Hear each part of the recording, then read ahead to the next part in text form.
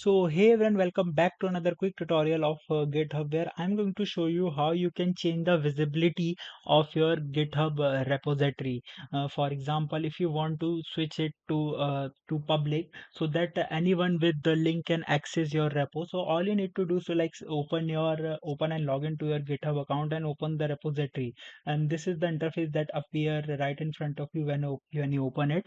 Now here in this top window, go to this last option which says settings. When you click over there, now this is a long page. Here you need to scroll down until you find this danger zone, and the first option of danger zone says change repository visibility. Here click on the change visibility option and click on change to public. Once you do that, it would ask you multiple times for confirmation.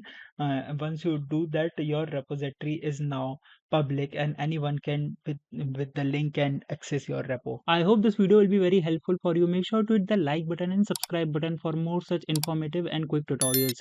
See you in the next one. Take care.